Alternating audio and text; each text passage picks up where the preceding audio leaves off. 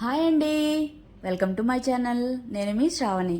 ఇవాళ నేనైతే గోధుమ రవ్వతో ఉప్మా ఎలా చేసుకోవాలో చూపించబోతున్నానండి. అబ్బా, మళ్ళీ ఉప్మానా అనుకోకండి. మా ఇంట్లో అయితే one of the favourite tiffin అండి ఇది. వీక్లీ ఒక 2-3 టైమ్స్ చేసినా తింటారనమాట, అంత ఇష్టం అనమాట. ఇలా అయితే మీరు ఒకసారి ట్రై చేయండి. ఆల్రెడీ మన ఛానల్లో ఒకసారి అప్లోడ్ చేశానండి. అదైతే వైట్ రవ్వ అండి. ఇదైతే గోధుమ రవ్వ మీడియం సైజ్ ఉంటుంది. టేస్ట్ అయితే మాత్రం చాలా బాగుంటుంది.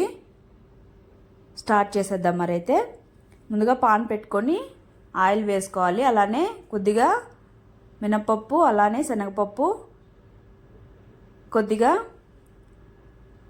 క్యాష్యూ నట్స్ వేసుకొని లైట్ బ్రౌన్ కలర్ వచ్చే వరకు మంచిగా దోరగా వేయించుకోవాలి. మంటనైతే లో టు మీడియం ఫ్లేమ్లో మాత్రమే పెట్టుకోవాలి. వేగిన తర్వాత ఒక మీడియం సైజ్ ఆనియన్ సన్నగా కట్ చేసుకున్నటువంటిది, అలానే చిల్లీ, కొద్దిగా కరివేపాకు వేసుకొని అవి కూడా మంచిగా బ్రౌన్ కలర్ వచ్చే వరకు కుక్ అయ్యేలాగా కుక్ చేసుకోవాలి. కుక్ అయిన తర్వాత ఒక 1/2 స్పూన్ అలాగా సాల్ట్ వేసుకొని ఒకసారి మిక్స్ చేసుకోవాలి.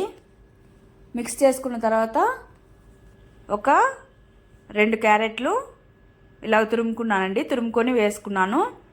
ఇది కూడా మంచిగా మిక్స్ అయ్యి కుక్ అయ్యేంత వరకు ఒకసారి మిక్స్ చేసేసుకొని మంటను మీడియం ఫ్లేమ్లోనే ఉంచుకోవాలండి.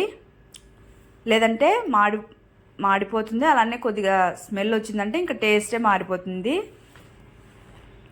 తర్వాత ఇది కూడా ఫ్రై అయిన తర్వాత నేను 1 గ్లాసు రవ్వ తీసుకున్నాను. రవ్వ వేసుకొని రవ్వ మొత్తం ఇవన్నీ మిక్స్ అయ్యి రవ్వ కూడా బాగా ఫ్రై అయ్యే వరకు బాగా మిక్స్ చేసేసుకోవాలి. ఇలాగా ఫ్రై అయిన తర్వాత తీసి ఒక ప్లేట్లో పక్కన పెట్టుకొని అదే పాన్లో నేను 1 గ్లాసు రవ్వకి 3 గ్లాసెస్ వాటర్ తీసుకున్నానండి. తర్వాత ఒక 1/2 స్పూను సాల్ట్ వేసుకోవాలి. అలానే 1 స్పూను నెయ్యి వేసుకుంటున్నాను. ఇక్కడ మీకు నెయ్యి అయితే వద్దనుకుంటే స్కిప్ చేయొచ్చు. మిక్స్ చేసుకొని మూత పెట్టుకొని వాటర్ బాగా మరగనివ్వాలి. వాటర్ అంతా బాగా మరిగిన తర్వాత రవ్వను వేసుకొని మంటను మీడియం ఫ్లేమ్లో పెట్టుకొని బాగా మిక్స్ చేసేసుకోవాలి. ఇలాగా కలుపుతూనే ఉండాలండి. తర్వాత 80% అలా కుక్ అయిన తర్వాత ఒకసారి బాగా మిక్స్ చేసేసుకొని ఈ స్టేజ్లో కొద్దిగా ఆయిల్ వేసుకొని బాగా మిక్స్ చేసేసుకోవాలి. మిక్స్ చేసేసుకున్న తర్వాత మూత పెట్టుకొని మంటను సిమ్లో పెట్టేసి ఒక 2 మినిట్స్ అలాగా కుక్ చేసుకోవాలి.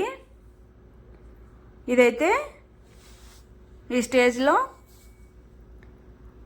ఆయిల్ అనేది కొద్దిగా ఎక్కువగా అవుతుందండి, కానీ టేస్ట్ మాత్రం చాలా బాగుంటుంది.